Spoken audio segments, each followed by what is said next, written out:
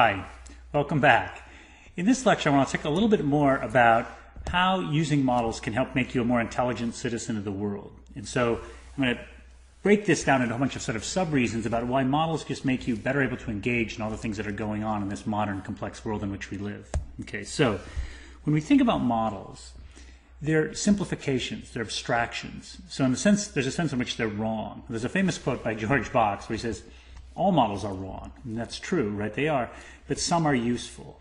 And that's going to be a mantra that comes up throughout this course. These models are going to be abstractions, they're going to be simplifications, but they're going to be useful to us. They're going to help us do things in better ways. Okay? So in a sense, right, and this is a big thing in this course, models are the new lingua franca. They're the language of not only the academy, which I talked about some in the last lecture, but they're the language of business, they're the language of politics, they're the language of the nonprofit world. Wherever you go, whether it's people who are trying to do good, make money, cure disease, whatever it is that they want to do, right, you're going to find that people are using models to enable them to be better at what their purpose is. Okay? That's why they've really become the new lingua franca. So if you think back, remember I talked about this in the first lecture, the whole idea behind the great books movement was that there was these set of ideas that any person should know. So within the 100 and so great books, there were thousands of ideas. And Mortimer Adler and this Robert Huckson, president of the University of Chicago, they had this thing that they wrote called the Syntopicon, which was a list, right? Adler put this together. It was this giant list of sort of all the ideas that someone should know, right? An intelligent person should know. So what are those ideas? Well, one of those ideas was to tie yourself to the mast. And this comes from the Odyssey, when Odysseus' ship is going past the sirens, and he wants to hear the sirens' beautiful love song.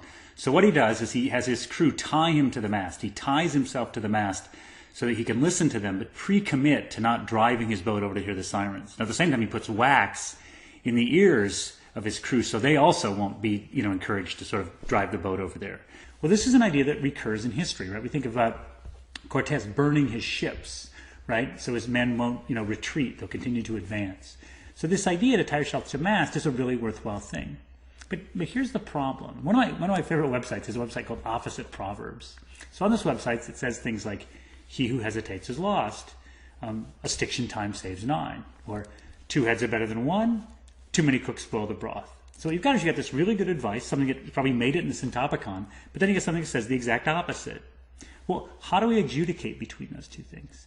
The way we adjudicate between those two things is by constructing models, because models give us the conditions under which he who hesitates is lost, and they give us the conditions under which a stiction time saves 9. So when we talk about the value of diversity in prediction, we'll see why it's the case that 2 heads are better than 1, and we'll also see why it's the case that too many cooks spoil the broth. So ironically, what models do is they tie us to a mast. They tie us to a mast of logic, and by tying us to a mast of logic, we figure out which ways of thinking, which ideas in the Syntopicon are useful to us. Okay? So if you look at almost any discipline, whether it's economics, and here what you see in this diagram is you see a description of sort of this is a utility function for an agent, and what that agent is doing, trying to maximize their payoff, right? So economists use models all the time. Biologists use models as well. They have models of the brain where they have little axons and dendrites going between the neurons. They have models of gene regulatory networks. They have models of species, right? Things like that. Sociology, we have models as well, right? So there's models of sort of how your identity affects your actions and your behaviors and things like that, right? In political science, we have models. In political science, this is a picture of a spatial voting model. So they might say candidates are liberal or conservative on certain dimensions, and voters are liberal or conservative. And you say that, well, you're more likely to vote for a candidate who takes positions similar to yourself. So like where I work at the University of Michigan, we have something called the National Election Studies that's run out of there, where we sort of gather all this data about where politicians are and where voters are, and that allows us to make sense of who votes for whom and why. Okay, so models help us understand the decisions people make. Linguistics, right? Here's another area, right? So you might think, how can you use models in linguistics? Well, this little model here, you see things where it says, you see V's and N and P's in here if you look closely. Well, V stands for verb, N stands for noun, right? And what you got to, and S stands for, subject, let's say, right? And so what you can do is you can ask, what is the structure of a language? You can ask formally and mathematically, what are the structure of a language is, and whether some languages are more like other languages and not, depending on how people set up their sentences. So in German, where they may put all the adjectives at the end of the sentence, that looks very different than, let's say, English. All right? Even the law. This is a graph from one of my graduate students, former graduate students, now he's a law professor, Dan Katz, where he's got sort of a network model of which Supreme Court justices, who they appoint. So if someone appoints judges from some other judge. By putting that data that's out there in this sort of model-based form, we can begin to understand how conservative and how liberal certain judges are. All right?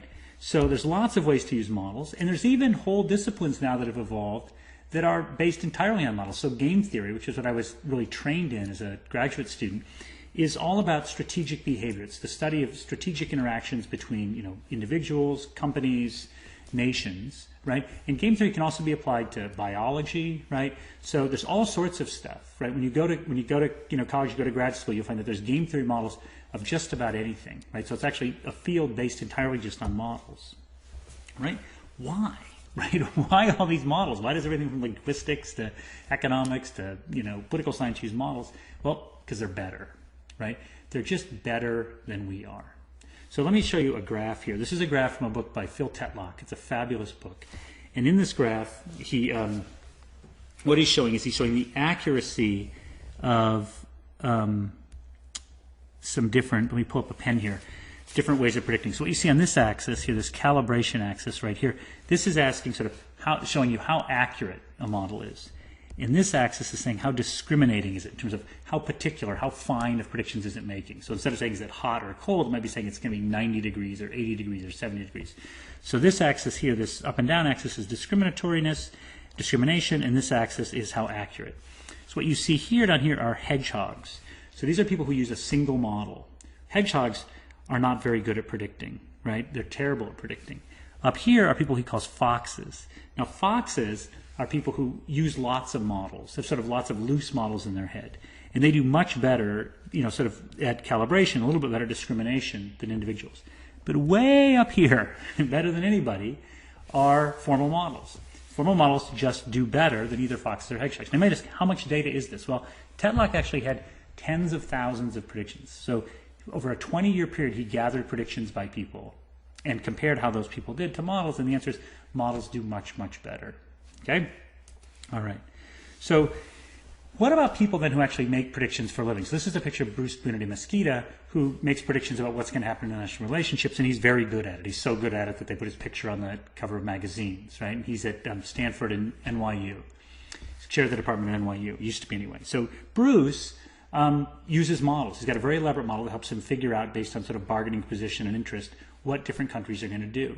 But just like George Bach said at the beginning, he doesn't base his decision entirely on that model. What the model does is gives him guidance as to what he then thinks. So it's a blending of what the formal model tells him and what his experience tells him. So smart people who use models, but the models don't tell them what to do. Okay. Another reason models have taken over. Yeah, they're better, but they're also really fertile. So once you learn a model that's, for one domain, you can apply it to a whole bunch of other domains, which is fascinating. So we're going to learn something called Markov processes, which are models about dynamic processes. So they could be used to model things like disease spread and stuff like that, right? We're going to find when we learn those that you can also use them, this is sort of surprising, to figure out who wrote a book. You might say, how does that happen? Well, that happens because you can think of words, writing a sentence as a dynamic process. So different authors, right, use different sequences of words, different patterns. So therefore we can use this mathematical model that wasn't developed in any way for this purpose to figure out who wrote what book. Okay? Totally cool. All right. Another big reason. Models really make us humble. The reason they make us humble is we just have to lay out sort of all the logic, and then we realize, holy cow, I had no idea that this was going to happen. Right? So oftentimes when we construct a model, we're going to get very different predictions than what we thought before. Right? So if you look at things, here's a picture of the tulip graph, right, from when there was a big, in the 17th century, when there was this big spike in tulip prices. You could imagine that people thought that prices were going to continue to go up and up and up. Well, if you had a simple linear model, you might have invested heavily in tulips and lost a lot of money. So one reason that models make us humble is, remember, go back to the George Bach quote, all models are wrong, right? So a model is going to be wrong. But the models are humbling to us because they make us sort of see the full dimensionality of a problem. So once we try and write down a model of any sort of system, it's a very humbling exercise because we realize how much we've got to leave out to try and understand what's going on. All right. Here's another example, right? This is the Case-Shiller home price index. And what you see is you see prices going up and up and up, right? And then you see this, let me put the pen up here, precipitous crash right here, right? A lot of people had models that just said, look, things are going to continue this way. There were a few people that had models that said things go down. These people, the ones whose models went down, they made a lot of money. These people thought it was going to go up, and didn't. So we're always going to see a lot of diversity in models, and we're not going to know really often until after the fact which one is right. And so one thing that's going to be really important is to have many models. So let's go back to that fox-hedgehog graph, right, that I showed you before. The foxes, the people with lots of models, did much better than the hedgehogs, the people with no models. And formal models did better than the foxes. But what would do better than formal models? Well, people with lots of formal models, right? So if we really want to make sense of the world, what we want to do is have lots of formal models at our disposal. So what we're going to do in this class, it's almost like, remember the old 1632 box of Crayolas? That's sort of what we're doing here, right? We're just going to pick up a whole bunch of models, and we're going to have them, right? They're fertile. We can apply them across a bunch of settings. So when we're confronted with something, what we can do is pull out our models, ask which ones are appropriate, and in doing so, right, be better at what we do. So the essence of Tetlock's book, right, that's where that graph came from, of the foxes and hedgehogs, is that the only people who are really even better than what he has a way of classifying what a random choice would be. The only people who are better than random at predicting what's going to happen are people who use multiple models. And that's the kind of people that we want to be. Okay, so that's sort of the big intelligent citizen of the world logic, right? Models are incredibly fertile. They make us humble. They help, really clarify the logic. And they're just better, right? So if you want to be out there, helping change the world in useful ways, it's really, really helpful to have some understanding of models. Thank you very much.